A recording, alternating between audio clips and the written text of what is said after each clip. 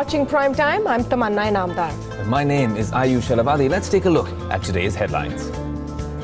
Manmohan Singh says the time for politicking over demonetization is over. The former Prime Minister asked Narendra Modi to acknowledge the blunder and seek support from all to rebuild the economy. That's a Bloomberg Quint exclusive. Indian government says the multi-agency group on Panama Papers will probe the Paradise Papers revelations as well. US Commerce Secretary Wilbur Ross says he has no business ties to Russian individuals who are under sanctions. Oil trades near 2-year high on a Saudi Crown Prince's anti-corruption crackdown. 36 people, including 11 princes, have been jailed. JSW Steel's Sheshagiri Rao says SEBI guidelines and the IT Act must be amended to ensure the success of insolvency and bankruptcy regime. It's a flat start to the trading week as gains in car makers were offset by losses in RIL, Bharti Airtel and Axis Bank at the markets. Now, it's been almost a year since the government undertook one of the most controversial moves in India's history. The government continues to be adamant that the move was a success, while the opposition is going all out to highlight the government's so-called mistakes.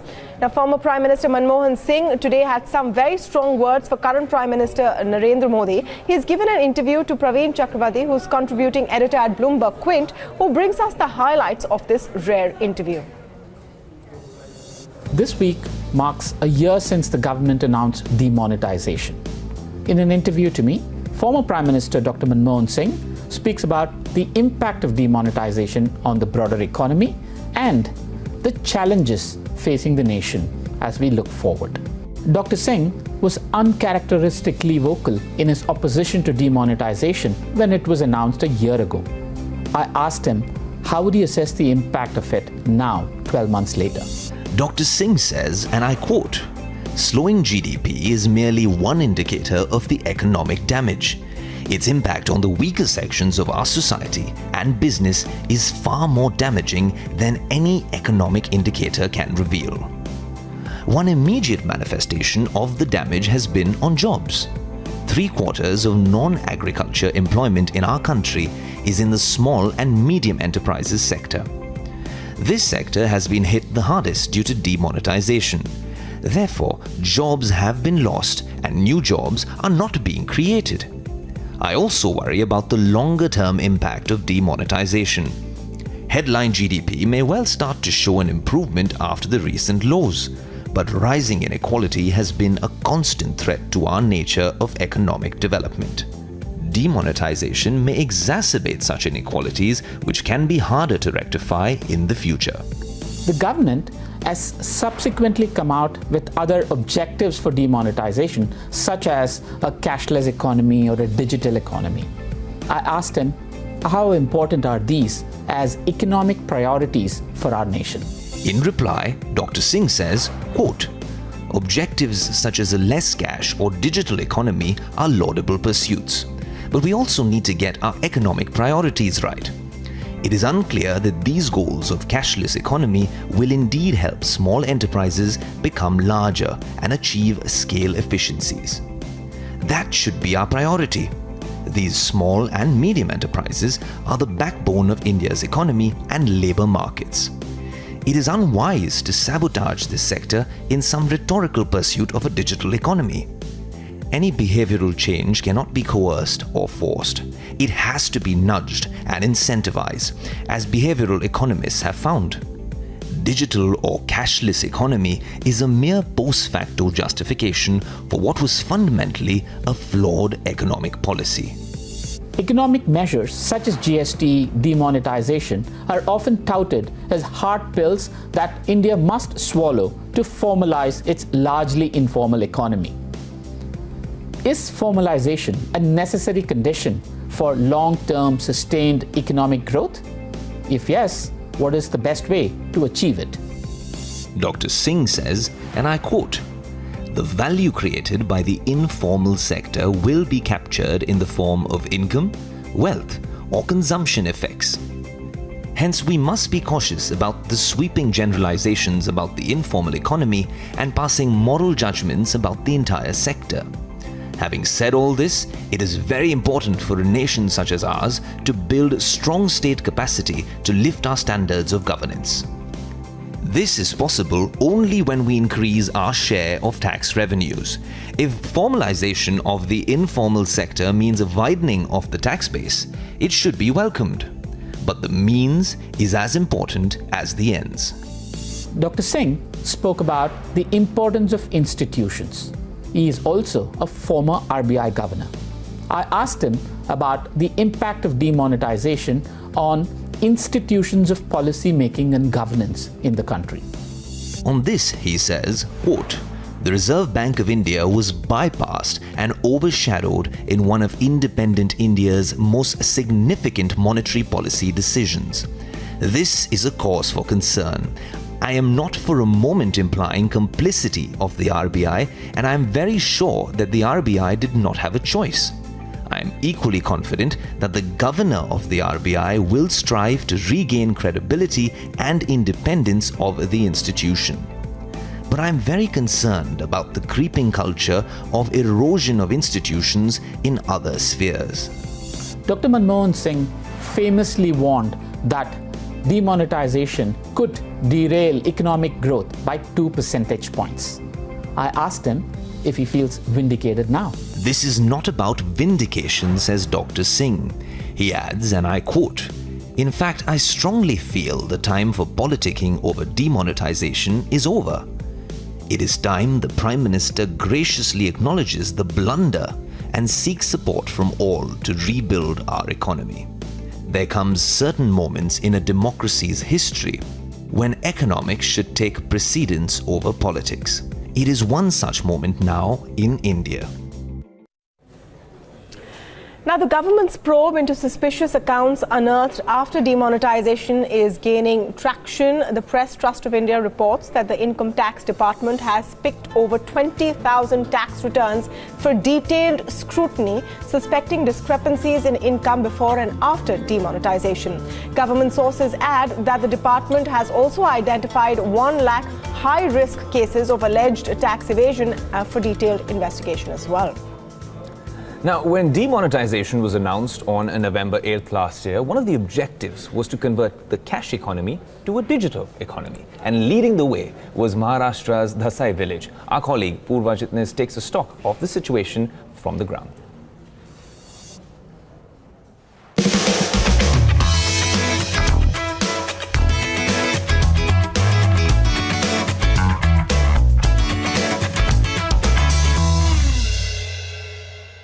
We are about 159 kilometers out of Mumbai at Dhasai village, a rural town that came into limelight some time back after being declared the first cashless village in the country. So we thought, why not do a ground check just a year after that fateful November 8th night when the Prime Minister took to national television to announce his demonetization plan. Dhasai village in Thane district of Maharashtra is a small village with population of just about 6,000, most being farmers. But in December last year, this village decided to go digital. Shops in and around the village installed point-of-sales machines to encourage digital transactions post the note ban. See, there was a severe cash crunch there, and the people are not getting a cash, and so the whole business was affected. And basically, these people, they didn't have any other facility. In certain areas, we give the shops independent machines, and in some areas, whether they can share the machine. So both ways, the whole market became cash. I am saying again, the market becomes cashless. But after almost a year, the enthusiasm has faded. Cash has started flowing freely again as network problems and a lack of debit cards remain hurdles across the village. जे सावरकर आहेत यांनी असा पूर्ण काही विश्वासात घेऊन केलं नाही. 30, 35, 40 दुकानदारांना बोलवलं आणि स्वतःच 30, 35 मशीनी वापरून देऊन गाव कॅशलेट केलं असं घोषित केलं आणि वरच्या शासकीय लेवलला त्यांनी तशी ती नोंद केली. पण प्रत्यक्षात तसा हा प्रकार त्यावेळेसही नव्हता आणि आत्ताही नाही. पहले शुरू में तो वैसे मनी का भी दिक्कत था, यानी कैश का दिक्कत था. उसकी वजह से ट्रांजैक्शन लगभग 80-90% ट्रांजैक्शन चल रहे थे कार्ड से जी. अभी वो परसेंटेज 20 तक आ गया। और वैसे एटीएम भी नहीं है यहाँ पर, एटीएम कार्ड दे नहीं रहे बैंक, उसकी वजह से भी उधर प्रॉब्लम आ रही है। और लोगों का मिसअंडरस्टैंडिंग हो रहा है कि उससे हमारा पैसा कट हो जाएगा, ग्राहक को ऐसा लगता है कि उसके पैसे कट हो जाएंगे। हाँ। इसलिए वो ज़्यादा करके नहीं चलाते, तो उनको बहुत समझाना पड़ता है कि उसमें आपका कोई प्रॉब्लम नहीं है। अगर कोई बगैर समझदार आदमी आए तो तकलीफ हो जाए इस में। हाँ। उसको मैसेज आवे, अपने को नहीं आवे, मैं ना बोलूँगा, वो बोलेगा मेरा पैसा निकला है, तो उसमें लफड़ा हो सकता है। हाँ। तो ये थोड़ा सा नेट की वजह से या फिर कुछ और की वजह से प्रॉब्लम आ रहा है, तो वो नहीं आना चाहिए। इस चीज़ तो कार्ड एक्सेप्ट करना रहता है। However, some shopkeepers still insist on using POS machines, while others seem better off without them. इधर कार्ड किसके पास है? मशीन तो लिया नहीं है ना। मशीन नहीं है। 1 रुपया 2 रुपया 5 रुपये का धंधा है, तो क्या करेगा उसको? कार्ड को ये करेगा, यूज करेगा 5 रुपये। Some things just don't change, and cash is clearly the preferred choice of villagers here in Dasai.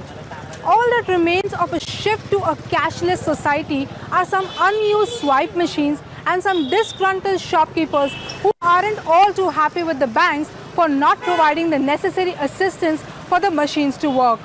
This is Purva Chitnis for Bloomberg Quint. Now, we will be talking more on demonetization. In the first of our demonetization debates this evening on Primetime Debate, we ask, where is the black money? Do not miss that special show. That was the second biggest leak of financial data after the Panama Papers last year. After last year's Panama Papers, the International Consortium of Investigative Journalists have now released the Paradise Papers. The information contains financial records of shell companies registered and run out of tax havens. 1.4 terabytes of files contain financial data from 1950 to 2016 and was accessed by a German newspaper, Süddeutsche Zeitung. Now, the files include financial data relating to some very well-known personalities, including US Commerce Secretary Wilbur Ross. The leak, mostly from advisory firm Appleby, also highlight the possible misuse of funds from the Queen of England's private estate. And the list doesn't stop there. The documents also shed light on funding by 2 Russian state institutions in Twitter and Facebook through a business associate of Jared Kushner, US President Donald Trump's son-in-law.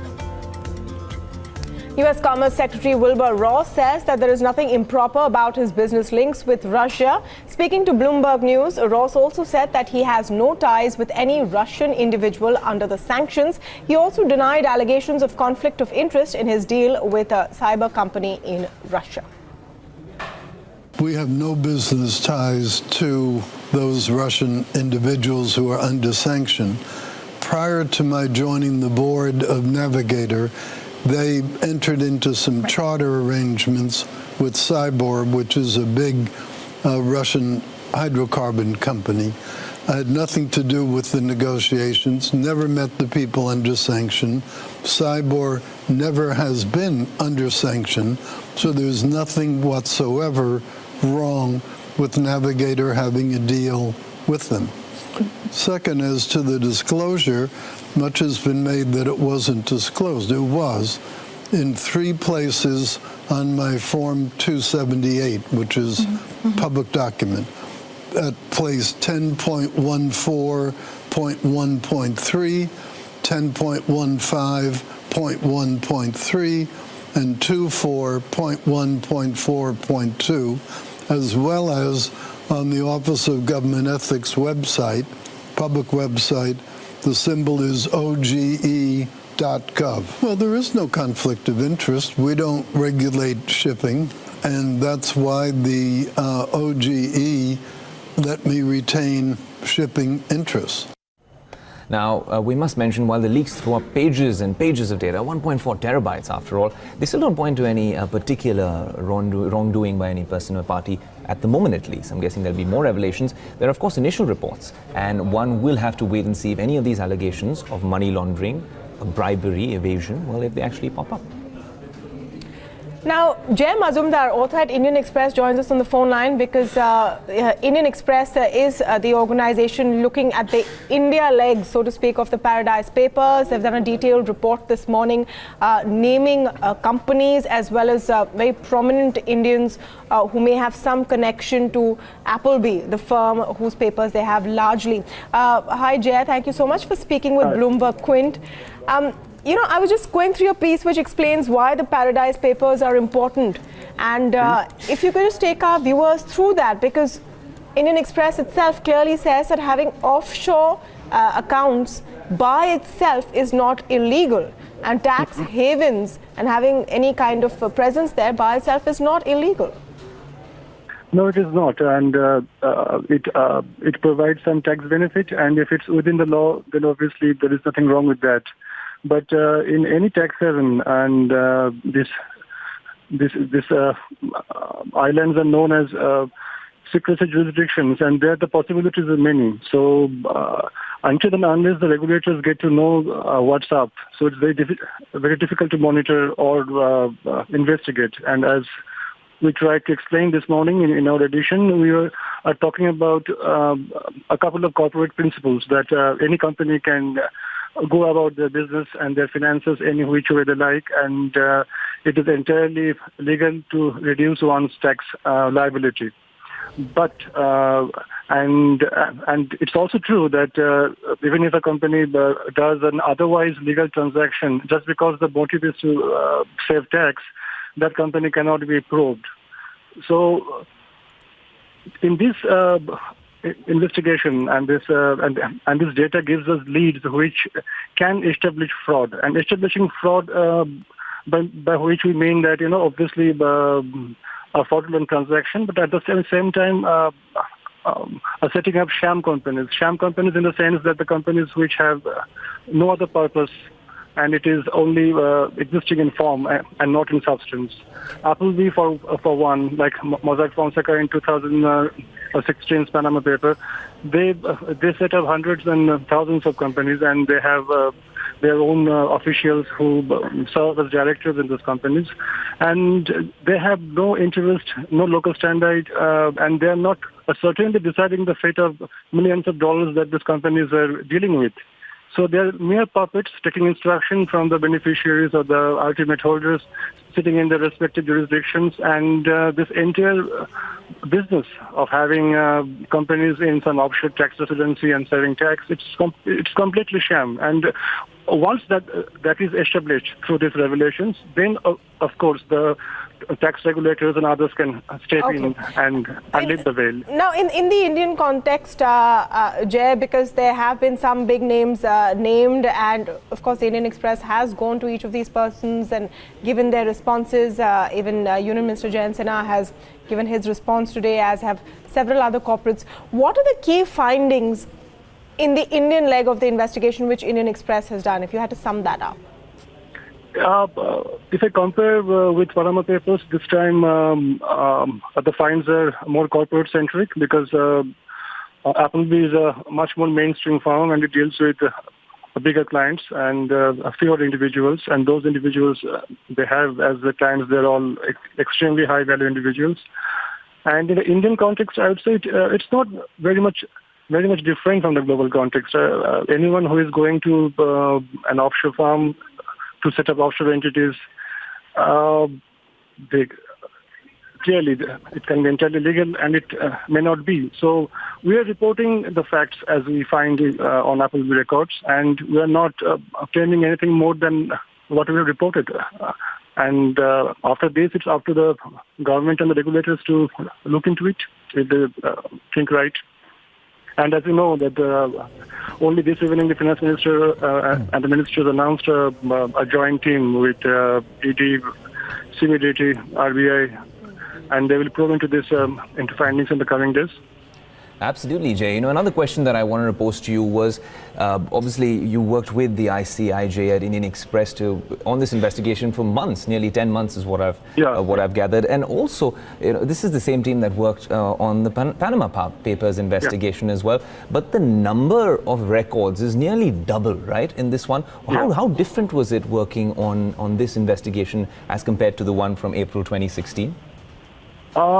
In terms of India-related files, this was almost double. I mean, in Panama Papers, when we were going through the entire dump, we had some 37,000 India files, which would some of which would be of several pages. So I would say about 2 lakh pages, which is like reading a bottle of paperbacks in a few months.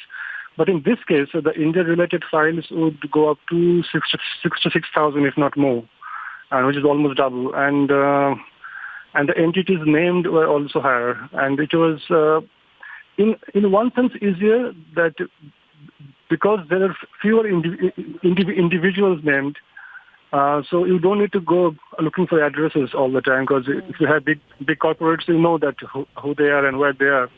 So that was one advantage. And on the other hand, what made it a little more difficult because is the fact that individuals would go there mainly for secrecy and to hide things. The corporates would go into multiple layering and other activities. Right, Jay, and also just like the Panama Papers, can we expect more revelations in the course of the week when it comes to the Paradise Papers, especially in India? Would you repeat that, please? Can we expect more revelations, Jay, when it comes to the Paradise Papers in the course of the week? Yeah, of course. For Panama Papers, we continued for, I think, 5 days. And this time also, I think we have a few more days to go to get all the names out. Jay, thanks so much for that update. And well, the regulatory officials have said that they would look into any wrongdoing on the part of the companies or promoters named in the Paradise Papers. Nikunj Johri joins us now. Nikunj, how's the government looking to probe any wrongdoing? Are there any details on this probe? The government has reconstituted the multi-agency group to probe the Paradise Papers leak, the Central Board of Direct Taxes said in a statement. Remember, the multi-agency group was constituted last year after the Panama Paper leaks happened, and it would also be headed by CBDT Chairman Mr. Sushil Chandra, and would have representatives from CBDT, Reserve Bank of India, Enforcement Directorate and Financial Intelligence Unit. CBDT Chairman Mr. Sushil Chandra told reporters today that CBDT has informed officials about individuals whose name featured in the list, and these officials would take cognizance of these revelations. They would also examine returns filed by all these individuals and corporates and examine whether they have done adequate declarations in their returns. As far as Panama investigations in the Panama Papers is concerned, investigations done by the Income Tax Department has revealed that undisclosed credits worth 792 crore rupees were found by the Income Tax Department, and tax assessment of this amount would soon be done. The Income Tax Department has also identified 147 cases on which investigations will be done and some action will be taken, while there are around 279 cases where any action cannot be taken. Interestingly, there are 7 cases of individuals or corporates to whom notices have been sent under Section 10 of the Black Money Act. And shifting focus to international events, the big one actually, Saudi Arabia blames Iran for an attempted missile attack on Riyadh's international airport. A statement carried by the state-run press agency has called it a direct military aggression that could be considered an act of war. A spokesman for the Saudi-led coalition in Yemen earlier accused Iran of providing Yemen's Houthi militia with ballistic missiles, launchers, explosive-laden drones and sea mines. The rebels have claimed responsibility for the missile intercepted by Saudi Arabia's air defenses. Well, it turns out that's not all the news from Saudi Arabia. At least 17 high-profile Saudi Arabians, including senior princes, current and former government ministers and businessmen, were arrested by security forces this weekend on the orders of King Salman. The purge is being billed as a crackdown on corruption, but also concentrates power around King Salman's son, Crown Prince Mohammed bin Salman. Prince Al-Walid bin Talal, the billionaire with significant stakes in Citigroup, Apple and Twitter, was arrested by Saudi Arabian authorities as part of the anti-corruption purge. Al-Walid is ranked the world's 50th richest person with a net worth of about $19 billion, according to the Bloomberg Billionaires Index. He's the founder of the Kingdom Holding, a Riyadh-based investment company that has holdings in real estate, hotels and stocks around the world. Kingdom Holding shares fell as much as 9.9% and closed down 7.6%, the lowest since June 2012.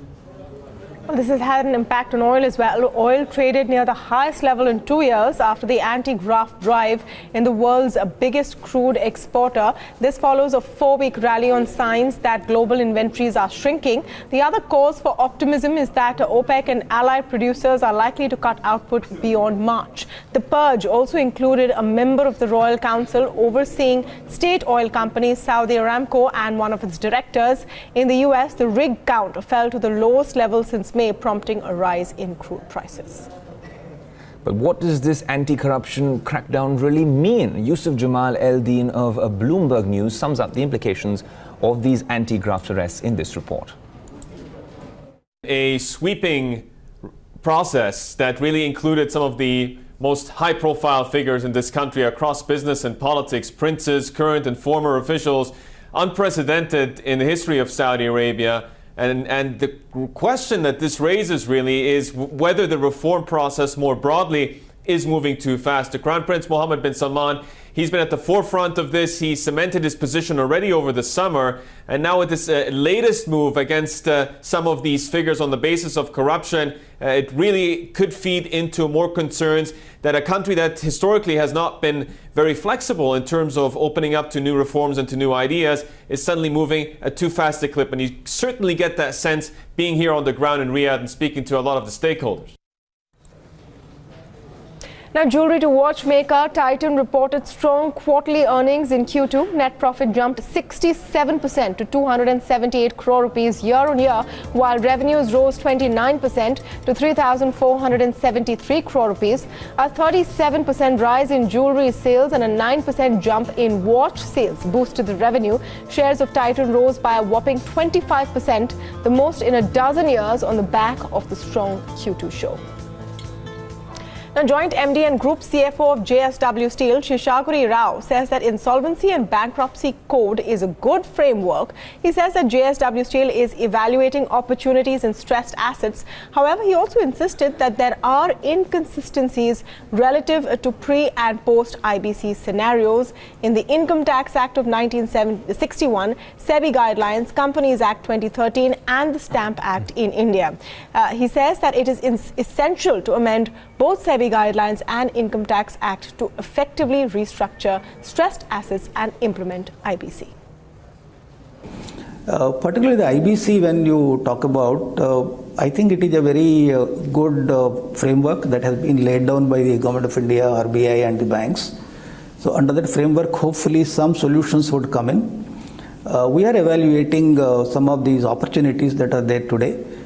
So we will definitely look at that. But the point which I would like to highlight is that as a part of the IBC, if a new investor, either JSW or somebody else, have to come in, the alignment of various acts in order to ensure that it is attractive for the investor is essential. Either you look at Income Tax Act, you look at SEBI Guidelines, or you look at Companies Act, or you look at Stamp Act in India. There are inconsistencies relative to the pre-IBC and post-IBC. In the pre-IBC, when SICA was there, or BAFR was there, or any other process was there, all the acts providing exemptions for any schemes under those acts. When IBC came in, appropriate amendments have not yet been done. So that is one limitation which I am seeing. For instance, just 1 minute I will take. Any restructuring or any resolution plan involves capital reduction or capital change or variation of shareholders' rights, delisting, merger, demerger, slump sale. So many things can happen as a part of the restructuring. If you look at SEBI Guidelines Section 3.2 of the delisting regulations, it provides exemption for a scheme under BAFR under SICA but not under IBC, under NCLT route. It is very essential that amendment is done. Otherwise, there is a problem as regards to any scheme that would come in which is not consistent with SEBI regulations. Same problem in the case of Income Tax Act. Either you look at Section 50, Section 56, Section 72, Section 79, Section 115 JB. So there are various sections which have provisions relating to the old Act. But if you look at IBC, there are no amendments that have been done, that have not been done in the Income Tax Act. Now, Revenue Secretary Harsmukh Adhia has been designated as Finance Secretary. The vacancy was caused following the superannuation of Ashok Lavasa last month. The Appointments Committee of the Cabinet has approved designating Adhia as the Finance Secretary. The order issued by the Department of Personnel and Training said, as per the convention, the senior-most secretary in the Finance Ministry is designated as the Finance Secretary. Well, up next is going to be the prime time debate. Tamanna, what are we talking about? Yes, so we're doing demonetization debate starting today all the way up to Wednesday. And we're looking at different aspects of 1 year of demonetization, an event which changed everyone's life, Ayush. 1 year later, there are a number of questions. Today we're asking, where is the black money? Has it come back? Has enough been done to get it back, and has been enough done to make sure that it's not as easy to generate black money? We've got a stellar panel talking about that right up ahead on BloombergQuint.com.